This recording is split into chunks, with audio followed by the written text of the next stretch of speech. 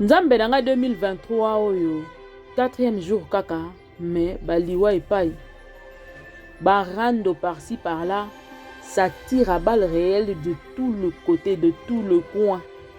TikTok ezako inda, YouTube indi, partout ezako inda, na politique ezako inda, Zakari Bababas na Papi Tamba. Mais je me demande qu'est-ce qui se passe en 2023. On m'a envoyé une photo où on a dit que la personne qu'on avait envoyée espionner 2023 est revenue en larmes. Parce que le BIC c'est pire que 2022. Mais je suis presque sûre que c'est vrai. Parce que normalement, la festivité, les qui kaka na koswana. Tozo janvier, ezalaka oyo tozo clôturer ba fête. Tozo kende kaka mabe et Mathieu Kiti est tourné baluka ki. Mais c'est pas possible. Hein? Qui mieux que zalate na mboko, qui mieux que zalate na réseaux sociaux. Hein bandeko babolu. Na ye pour na histoire ya Noël Madinga na Karine Mukonzi. Noël Madinga sali émission. Je suis d'accord avec vous en disant que Noël Madinga aza cru na langage na aza un langage sec. Azali aza trop véridique. Et nous les Congolais, on n'est pas habitués à ce comportement. Nous sommes Congolais, tous la rabato, on dit Congo, Sonia qui Congo, mais nassé, on est d'accord peut-être pas, mais on retire la rendement jamais.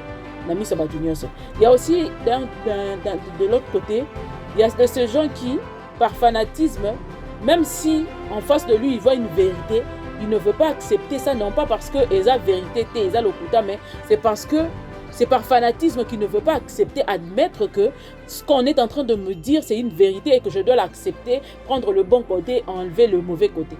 Non! Moi, sincèrement, j'ai suivi l'émission. Quand j'ai vu que Mataki et Kitaki sur Internet, je me disais peut-être que c'est qu'elle a vraiment insulté ou elle a déplacé son langage et tout ça là. Plutôt, moi, ce qui m'a plus choqué, ce n'est pas le fait que Noëlla puisse parler à Karine Mukonzi. Non! Parce que dans mon place à l'objet ma bé on a été place à fingité dans zoya ko développer. C'est plutôt coutu. Ce que ça n'est là on a ko lo bana Noëlla et là on a sepeli penzate. Ce qui nga parce qu'elle est libre hein, de dire ce qu'elle pense. Ezaki mingi par rapport à émission na Kazarema. Émission na Kazarema nde mutu et pe singai pas si moi ndambo parce que je me dis moi en tant que père parent c'est vrai que ndenge ba kolisa biso en Afrique on a vraiment pas le droit de parler à nous, dire les vérités comme il se doit aux parents. Hein? L'homme si babiso mutozo kenelelo na bana na biso tozo la kisabango comportement mo ya kozala que aye biso ce qu'il pense. Mais quand les ala quitté na biso eza pesate moi na ba sa parents vérité même ceux qui parents na kati ko bunga. O papa ke zo moi si moko boye bino boza wana faut que nga misu boka nga mato ibozo tala ka nde maman zo kemba. Moi boko te la maman exacte, moi bo loba bo la papa exact. Et je me demande ce qui m'a en tant que mère ou bien Noëlla en tant que maman à Moni Mia à Zosa l'émission moi que papa tu avais failli, maman tu as failli ici, tu as failli là-bas pour la nuit entre bango baye na nani. Plutôt cette émission là maman est très brutale et par rapport à son niveau à l'attaque papa na yé nenga lobby que akangela papa na ekanda pona neveu na yé à l'attaque combo ya papa na pesa combo parce que maman ne bota bana bati. Certes na yebi que ça la passe ya yebi ce qui ozana na tribu moko oyo moi j'ai quand même toute une histoire sur ce phénomène là oyo que muta obota kaka bana basi bazo dénigrer pour azo bota kaka basi et bino basi ngo bondo bunda sikopo ngo la qui s'appenda que non biso toza basi mais toko sala mieux que les hommes. C'est vrai que Zaki à l'époque et loko wana tikaye na attitude moko boyebi nyonso to vivaka na bomwana et tout ça là et tika la rabiso oyo ekoko za peut-être guéri soit par la prière ou si c'est pas la prière et tika li au défaut peut-être toute la vie pe oyeba koza sauver la ngote. Bon on bénit Dieu quand même par rapport à ce que elle réussit sa vie mais il faut essayer des équilibres moko boy par rapport il y a famille. Par rapport à comment fonder son foyer, sa famille, peut-être que jouer un rôle makasi parce que et le quoi n'est-il marqué à vie. Parce que si on parle 40 ans plus tard, ou je sais pas combien d'années plus tard, c'est que ça il soit. Et je reviens pour dire que émission basalina Nolita que je salue, Nolita que je salue. Ngai na moni na ngai yango mabe te, hein? Ngai personnellement. Na moni yango mabe te. Ce sont des vérités qu'elle a carrément dit pour naïe. Et batunde mbazo interpréter makambo. Congolais a une manière de comprendre makambo et l'équilibre ngai yango. Congolais astiraka eloko nyonso na ndenge ya mabe. Ate eloko eza nango normal. Ya komisa ngo grave, amatisi yango akitisi d'ailleurs. Non. Les histoires que Noël a dit, ce sont des histoires vraies qui se passent réellement dans les médias à Congo. Nga yé nga sima na TV. Mais ce sont des histoires réelles. Moi je connais pas Noël m'a dit en tant qu'une amie. Non. Na côtoyé que Noël m'a dit mais pas comme une amie. C'est vrai que moi je vendais des histoires. Noël m'a dit qu'on a quelques histoires chez moi. Tu vendis moi 10 minutes, 15 minutes aussi ici. Tu panzani par rapport il y a elo qu'on a côté qu'il a ici. Parce que moi je vends souvent babilo kabasi, babi lunettes, babi lamba, basapatou, babilo qu'on a nous sur la tête nateka yango bien que mikolo na moi pause parce que j'ai été kidnappé. Nous se voyait bien on avait tango du solo ba kidnappé ngai pendant que je venais de récupérer mes marchandises bande ou ta France et bande ou ta pays ka Libanda. Et voilà, on a aussi la paix Turquie pénate. Madame mélanger babilo mususu Chine à l'époque mais na tika ki na tika la bilo kaka les autres France parce que je cherchais des histoires de qualité parce que na lingarote ka bilo ka bien na lingola ta bilo ka bien na lingosa mamnanga bien. Et du coup ton ba kidnappé pas ki ngai wana nde kitaki commerce nanga na tika ki nanu et tout. Et aussi coiffure kitoko saison 1 nga nazaki candidate à RDC. C'est là où j'ai côtoyé pour la première fois nani Noël m'a dit ngande me biso ti na tango toye koyeba na Facebook so na poster biloko amoni asepeli nango abenginga na ke na livrer ainsi de suite. D'ailleurs pour tatikela nga je crois $20 moko boye tikala ilo mo ndenge. Il fallait biloko ya ki susuté ti nande ba ko kidnapper nga et tout. Donc nayebi que Noël m'a dit ngaza muta loba rebele nayebi que aza mutu moko azara na langage cru nayebi ko azalaka misuga makasi eza pena bilo musunga na ko lingate peut-être ka lobby na sepeli na ngote oui mais sincèrement par rapport à cette émission parce que na no litam makambo nyonso a lobby wana likamba lokuta lobe ezata boyebisanga parti nini o akosi likambo akosi mutu likambo akosi likambo wapi. C'est pas le fait de dire à une personne que non elle n'est pas instruite. Instruction et éducation. L'instruction et l'éducation, c'est deux choses différentes. Il faut savoir faire la différence de choses. Et ce n'est pas faux ce qu'elle a dit. Ce n'est pas du tout faux. C'est vrai que Karine, par rapport au Kolanaye, a raté le Moko. Et c'est normal. C'est à elle de voir ce qu'elle a rattrapé ou pas. Mais bato ba memeli Karine message. Les ba memeli Karine message, ba kati ba memeli Karine ba interpréter ba sali ba commentaire. Ndembati et sali que etinda Karine aya ko réagir par rapport à Mutunaye.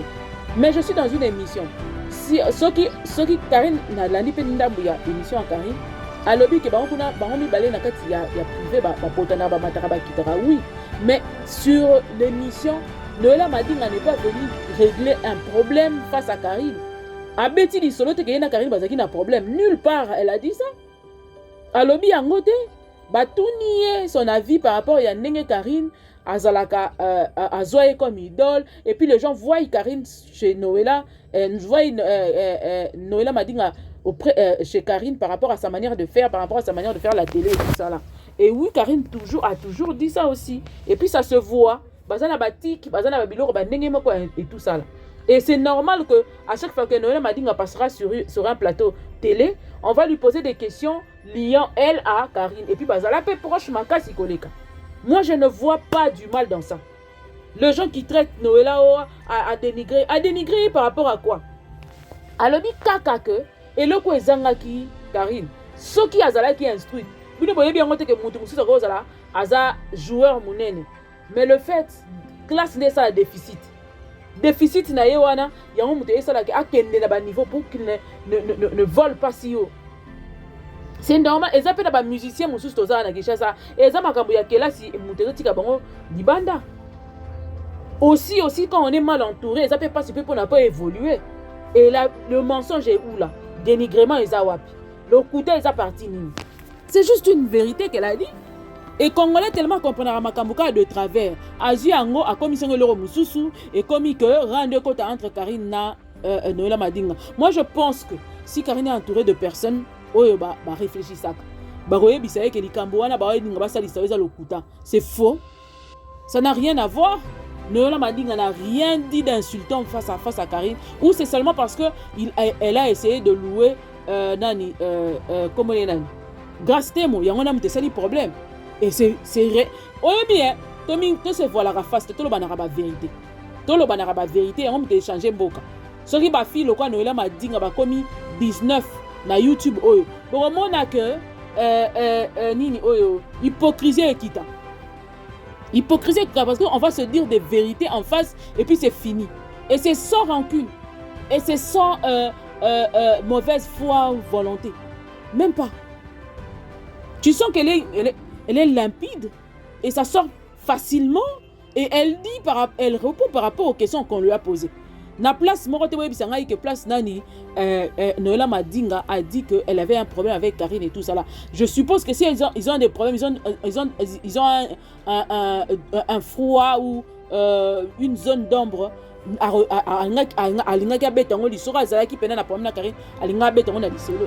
mais en écoutant ce que Karine venait de dire, azola qui c'est solo que yena Noëlla Madinga bazaki na moi foi moko à partir ya makambu ya Néné ya à partir à ceci à partir à cela. Mais elle n'a pas dit ça. Noëlla Madinga n'a pas dit ça. Binos comme beaucoup bimisango Noëlla Madinga n'a pas dit ça. Je ne viens pas prendre sa place hein. Mais ngana me côté l'émission avant na bana osala analyse nanga. On doit savoir réfléchir.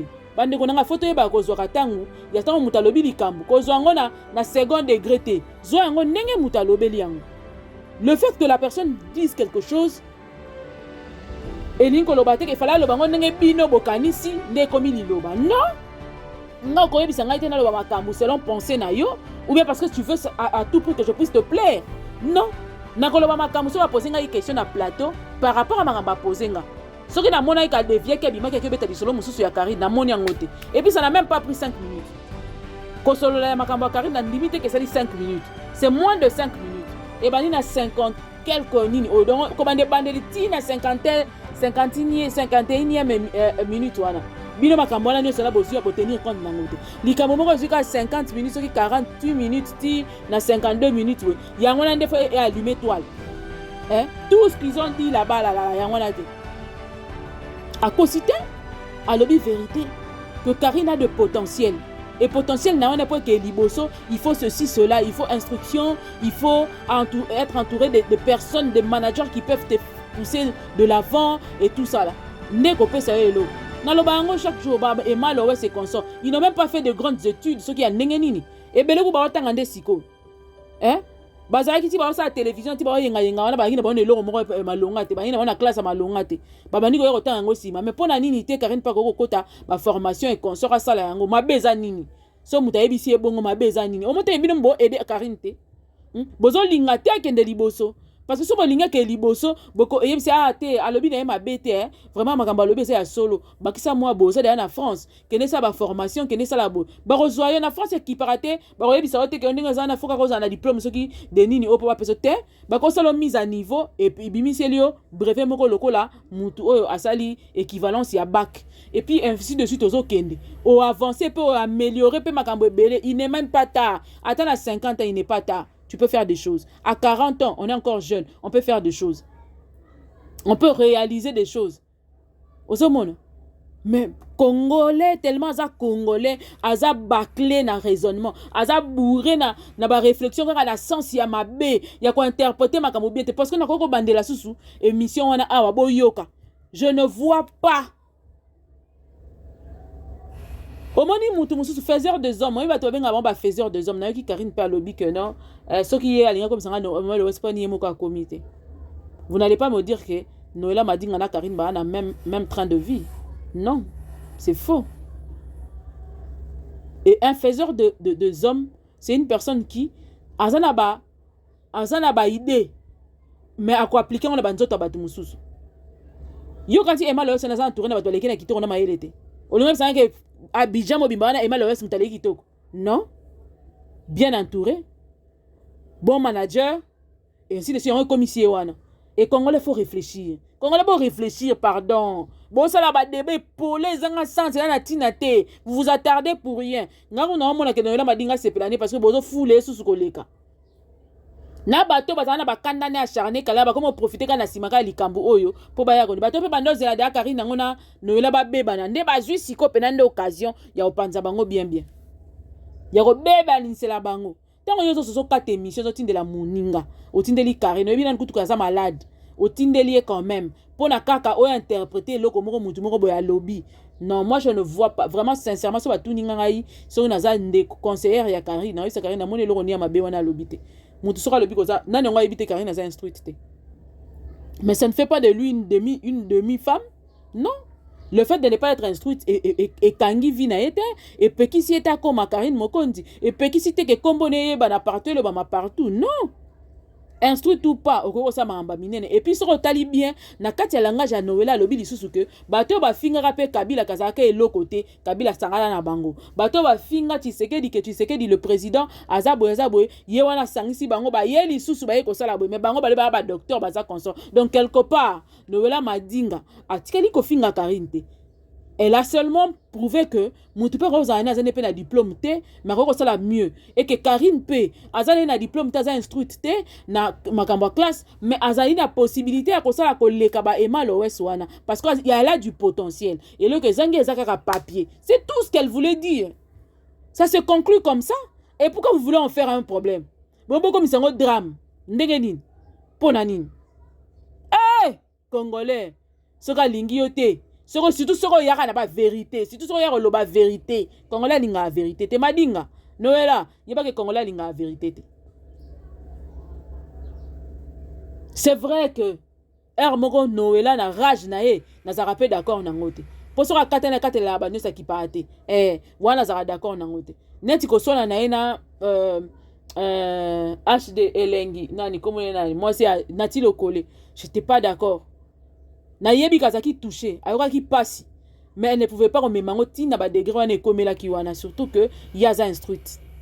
Par exemple, na tikala ko linga manière ne ya ko réagir te. Na yebi kayoka ki passe ko réagir na ba ndenge nyo sozaki d'accord te na ndenge na ya ko réagir bien que et soyez makasi surtout par rapport à y a son fils son premier né, ça là est passe ya makasi bogar na yenga kenda et tout ça là. Apparemment sujet wane korana kolongwa pa na yete elle n'a jamais été guérie de ça et alors à chaque fois que ba toucha kelo ko mo est entré à ça et comme ça kayelo ko mususu mais il faut savoir te maîtriser et c'est important mais par rapport à tes vérités tu as tout dit. Tozonga par rapport à la télévision si plusieurs chaînes de télévision on a ba kitite écoute misu tile on a kitite quand des souten te bima su kitite ya malonge za la té plateau ya malonge za la raté ndongo mona ba plateau télé na ba papa Moïse Mbiye par exemple bato ba yena ba innovation ba univers ba mba yena ba innovation za ba télévision lobby ba univers nani susu Educ TV pe na moni na ba na na kena ko visiter te yango na katité donc je sais rien dire voilà les chaînes ou bien RTN tem na plateau bien que échographie mtebi makuna mais ba chaîne de télévision belé no la cosité za na kitité ngala yebi kutu série moko boye à l'époque wana obanga TV makasi et koza na ba 2000 2000 t 2000 t et koza na ba 2004 2005 si petite que j'étais encore na yebi fi moko Nelly ndo sa na TKM na kikuta ina si na posa na sala télé avant na ya ko se décider tina ba 2009 na kende ko sala pena ba formation en télévision tina na TV et na ba 2004 2003, 2004, 2005. 2004, je crois. La fille là, banda obimisa fauteuil yanda kunaye. Achango na kati ya mutuka. Na ke kotala mukole bose se nga fana kotala ndeni o présenter émission. Nelly, je sais pas, na bose comment na mboka, comment les ara Nelly banda va na zone. Sora ko yoka nga Nelly komelanga. Dada, ya Nelly, na pesi mbote. Azara femme mariée à l'époque na bana déjà je crois 4 ou 5. Nazolanda landa na bisi anga pe fona sala ka télé et tout ça singa TV na ba réalité belé azo expliquer nga tina ko se décider que ça ba formation ya télévision et tout ça na banda ko sunga ya memi kiti na ye ya fauteuil azui ba ornement ya ndaku na yake nango tina TKM ezali na galerie galerie présidentielle Si je ne me trompe pas. Je ne sais pas encore où précisément. Mouté Bunginga Mouké parce que ça fait longtemps. Et puis j'étais encore Mouké la gâté boy. Tazui, Toromemane, Yango Tikuna, Moukwali, Bosa, Kana, Tala, la Tika, eh. Yango ne TV au Salagawana. Automona Kitoko Nandangona Yango. Yango. Asale assiste au Kangi Biloko. Chauffeur a bandé mele biloko wana hier. Zara loko 207. À côté ici. Bisona to baluki to bandiko kende. Pakola to zongi nandaka yeko zongi sebilo oni nandako. Na baya TV mukolo wana bina kesa radio. Mbama na miboki na formation audiovisuelle. Mais na binga na bananga na radio. Nelly, je te salue. Na ebite soka kazala akoma wapi, je sais pas. Abanda rova na kotaki pala na ozone. Na ozone juste après DGC ba venu elandaka DGC wana sokozo kita po kende suka mur. Après bino bobo yango vraiment bozo boya bozo kosa keza za soloté. A lobby vérité. Et puis plusieurs de ces filles sont venues à la télévision pour nous reteka face, c'est toute une vérité. Bobo yango ndenge nini. Et là ba fille musu ndenge ga zo yana yemongo déjà mon konti déjà nini oyo piège. Nenga ye wana bato babwaka ka yende pona bato babwaka ka babimana ye ba pesa mbongo akoma lokola tel po mona ka ya roulaka po mona ka sala ka boy. Mukie ba yana TV pona ko sala musala. C'est une vérité. Bobo yango pour quelle raison? Eza une interprétation na bino nde bo sala ngona ndenge wana. Eza interprétation ma bebo linga bo incriminé. Mais ngai naza tout à fait d'accord na nyonso Noela lobby. Nazo lobango bien que manière na ya koloba pe na moni ngo mabete par rapport à émission Nolintam. A lobby bien. Ba fille à 30 ans cause en écrite, nga on a 25 ans na tikala en écrite, na 20 ans on a za ko écrite, nga na tikala jamais ko vivre en écrit. Tout na muto e biso ka za en écrire. Nga chaque fois na kutana na ba master, na moni ba on écrire na bando ko nga otambo na bangote. So na muninga moko c'est fini. Bijou pe à son âme ou akufa. Ponga na ba bijou mi balé. Na yeko zo guidil. Mais eza sikoyo, o ya za ami nga par rapport à université, guidil to yeko ba na université to tikala ti lelo. Bijou to yebana na eta on azo lingo sa makambo ba folie na nga zo kolo zo lingo yekola ba suki et tout ça toke ça la esthétique ba mususu na yeko zo na TV to na makambo audio visuel qui d'autre mususu na kutani na ye peut-être tant to bainda ko sa télé mais to tiko tambo le kirité hein to tiko tambo le kirité nga tiko tambo la ne kirité et elle a totalement raison. Parce que j'ai le temps de réfléchir, de faire mes histoires. Quand on a un milliardaire, na fin du monde, na roula na pe carrosse na mbongo, il y a TVT, na la cop na mususu. C'est vrai qu'actuellement je suis piéton, mais l'année 2023 sous na sous car. Sans débat.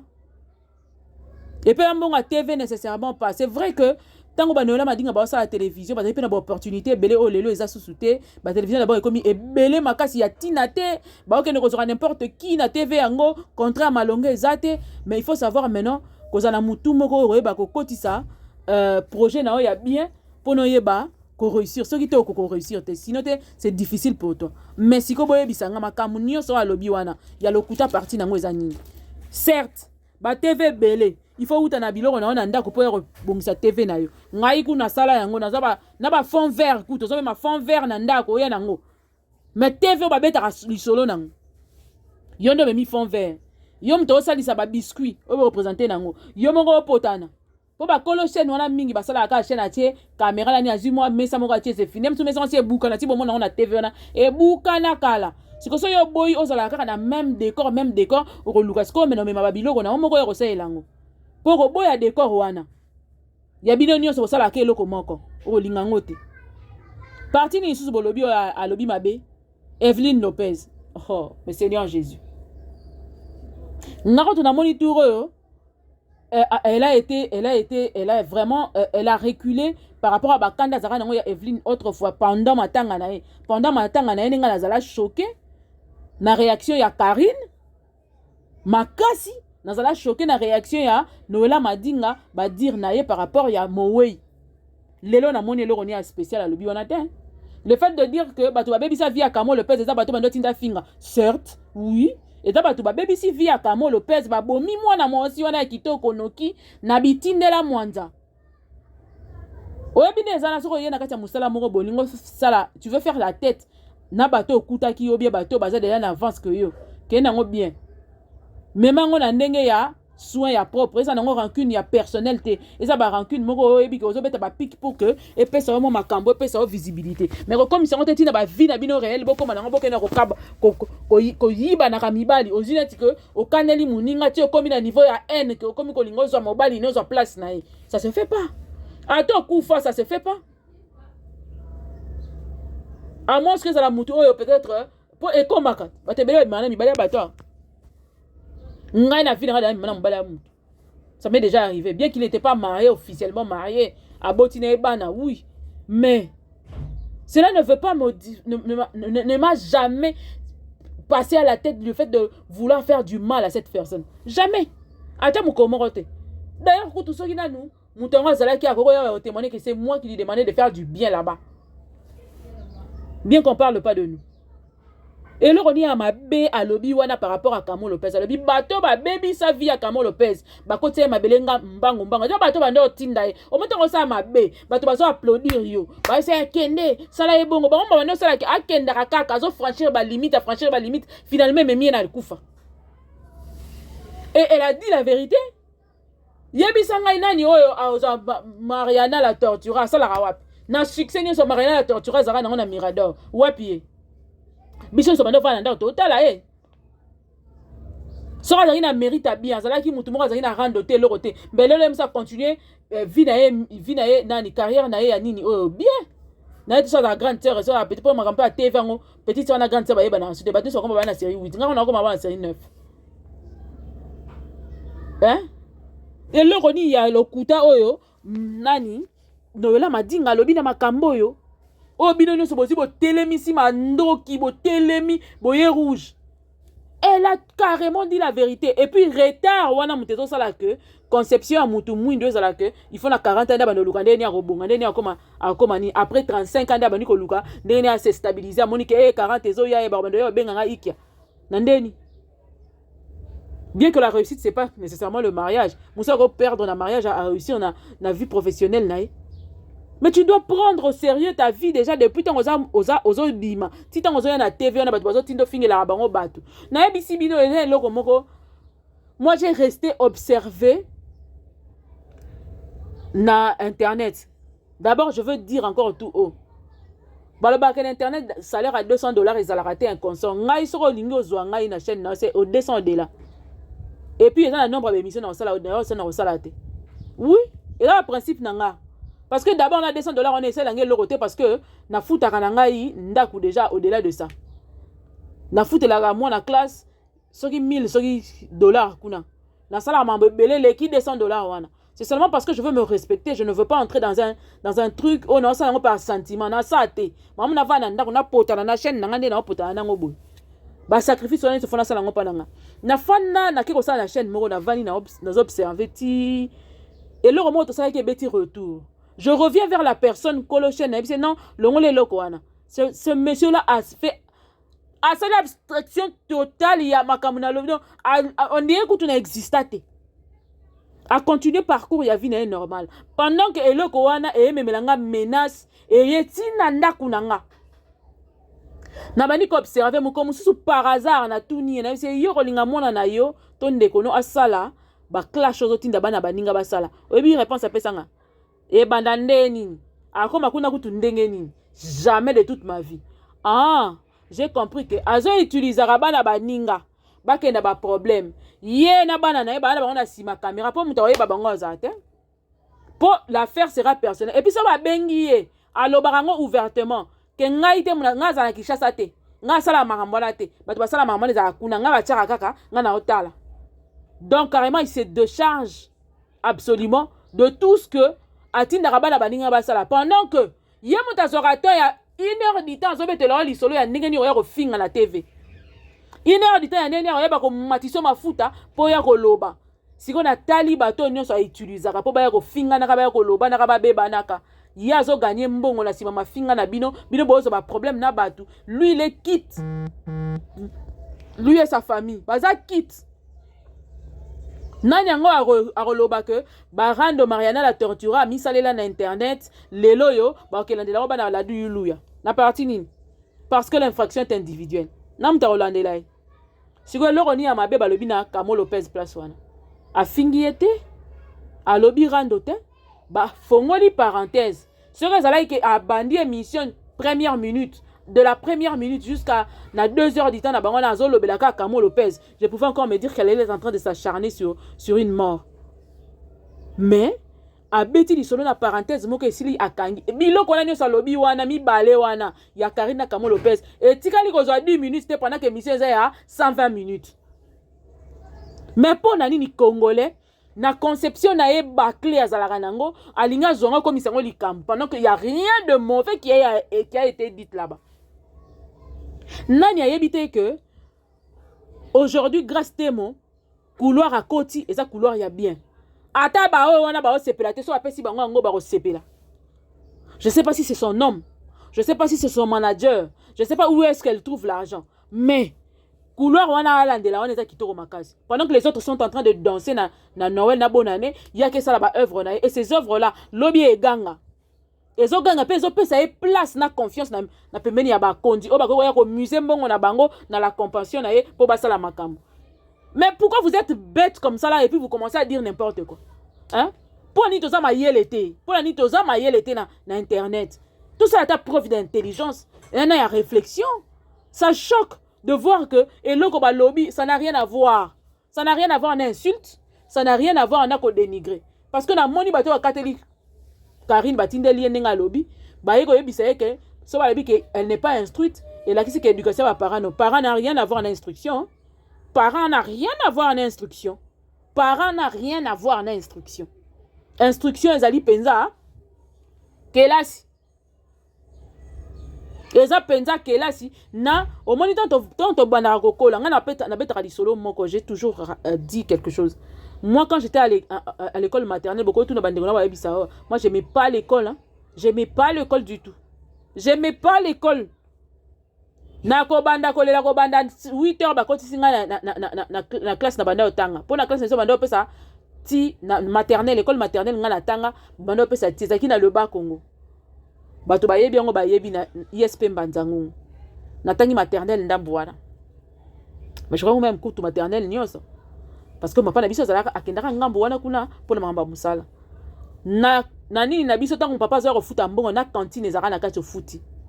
Et je bénis encore mes professeurs de là, madame, la base que j'ai, c'est la base de là. Parce que quand j'ai perdu mes parents, là, j'étais encore si enfant, dans l'école primaire, kaka. Et base, na bango, là, ça là, donc, ISP Mbanzangu, mukolo, na komara, mukondi, na kendara, kuna, bazongi, sango, susu, école, ya nengeta, na banda, otanga, kuna.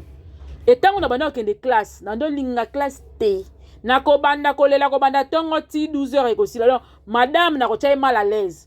Bon, tout, na barabete, la bino, lisolo, mais mon papa, tenait à ce que sa fille soit une fille instruite. Fimbu na banda ikolia na yebisa bino na ndo vimba makolo. Mo na kolela sute na lembi. Nazo ba obeta na otala bino na ko boya kokota na classe ata pendant 1 mois. Mon père n'avait jamais cédé. Tant on a commis ce kokola na bandi ko comprendre makamu, surtout mukolo tata akufaki. Dès na comprendre que classe ou rien. Yesu après classe. Na bandi nga moko ko se forger. Kena zaki na vide koto nde na bandi linga classe te koto na baby saki koto. Na linga classe ya dega na baby sabino non okokate. Et puis nga na bandi ke classe te classe ya bien. Hein? Nga na ba première secondaire déjà na papa kufi wana o kende classe na newf. Bandi nga ba bengo newf ba sombelo sapato 44 yo la 38. Mais tellement ko lingi classe na ko kende yango. O lingi classe zo kende. Pour de la conscience que elle a minute papa ate. Soit ngai moko na lingi na bongisa lobi na nga soit na lingi na baby sango. Po sa nzoto peza wana. Po komi na ba age moko moni omona mo ba rondeur mo ba nini. Nga na bandola ta newf. Ti lelo nde na ko mama obimba boni na tikala nanu ko sokolata 44 te. Boba biso mukoto koleka na ba TV to bani ko beta pena lisolo ya ba jeso ba bokola biso o ba sombela biso ba sala biso ya minene. Na quand ta guerre et kota na ba famille. Mais ça serait une vérité. Et l'inko lobate que pour na lobby que non, na kena ko vana ndako oncle moko boye, moi si na sombela nga sapato 44 pendant na 36. Ayebisi nga na kola nango.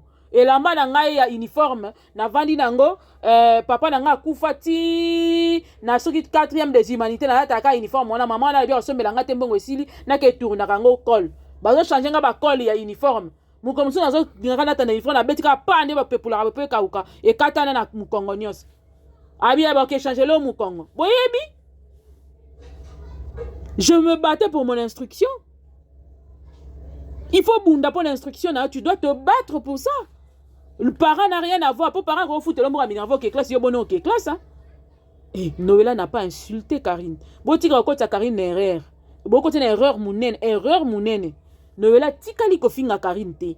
Noëlla tikali ko dénigrer Karine te. A lobby a tracé tableau où ezali juste.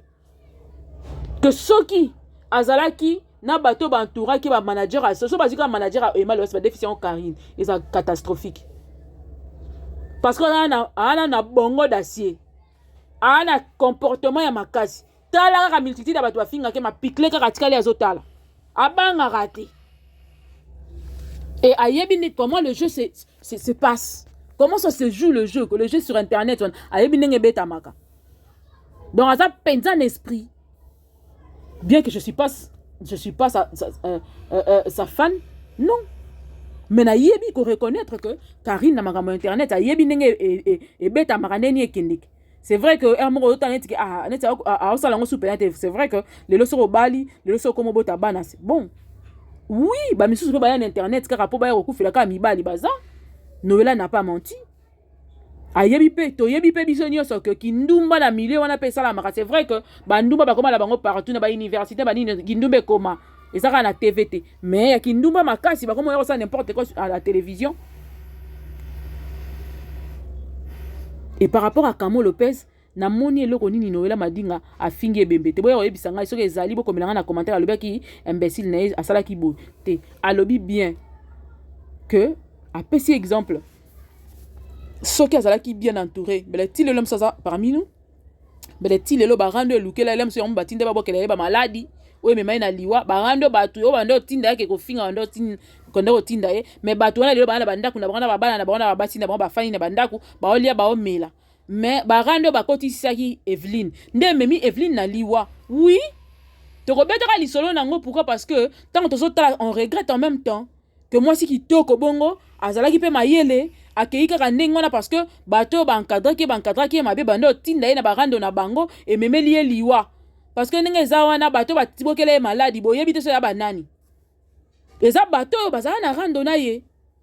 C'est vrai qu'à l'époque là ngana zolo bango bien que période wana ya rando ya Evelyne nana ninga na zalaka te nazala na Kishasa te na bane pena kotala TV Kishasa te rarement sur internet mais ka revivre à Libanda il faut que ne rebetaka nini kayu na sa neige et tout ça là tant peut-être à YouTube ya makasi pena zalaki te puis nazaki pena considération YouTube le quoi leloté si peut-être j'étais assez informé sur Salem Semaine Abada de la chaîne YouTube depuis ces années-là. Il y avait même un frère, Louange, que je salue, le comme serviteur de Dieu. Il y a na Paris, kuna abonné ko benga na émission na zobo, c'était na okendete, na mais mire yo sa journaliste à partir de Kinshasa na na osate. Somo ka ya ndenge basala ba betange loko na centrale FM na ndo lingati. Mais c'est juste. Oui, bisanga place ni alobi. Félicitations Noëlla Madinga, tu as bien dit. Et puis pendant mona que makambo lobi ezaki penda bien romona que bato ba kati ba morceau nango baziongo ba poster yango par rapport au conseil qu'elle a donné aux femmes et ainsi de suite. Dire que Yemora Zandumba et consort maman, toi sérieux quoi? Toi sérieux. Bon, bozaki bino so bandumba to ndi makato ke na procédure wana bon. Sikoye kindumbe futioni. Muto azo loba na TV que Noëlla Madinga n'a rien à cause. Moi j'ai visité les 2 maisons de Noëlla Madinga. Place en sa musique bar na yebiango, place à somba côté ya réérosion na yebiango, place à somba sous sali flash na yebiango, sur Villa Maria Soni na yebiango, et abanda kwa camarade na ote bondi mamuninga soki bosaki ne kindumba nzela moko seke ya a gagner bino bopena bo tirer dans l'eau boke ba poto mais neti kaka. Vraiment sincèrement moninga ataki mayele asali on mama malunga ezo mwana miso bato mais Noëlla pe kitsa mo orgueil Noëlla te bongote batu banyo batu graba baninga ndenge wana te mais j'aime ta franchise, j'aime ça vraiment tikalaka yo longolande moi ndambu peut-être que si je dois l'appeler crudité na langage na yo, parce que des fois ça fait aussi mal, surtout quand tu parles de ta famille. Nakazari, ça m'avait un peu aussi choqué, dérangé, en même temps surtout pour ton père. Je sais que les amakambo et soyo et que tu peux bien résoudre ça autrement. En attendant, na ozonga sous quand la même thème, mais s'il vous plaît, kofinga na bino mteti na ngana changer idée na ngate. Noela madinga pe bino mbochanger ninga rolobate. Na yepe ko côté la été. Mais na yebi sa bino na analyse claire et propre. Oza ya solo, eza ya solo, eza lokuta, eza lokuta. Abonnez-vous. Au revoir.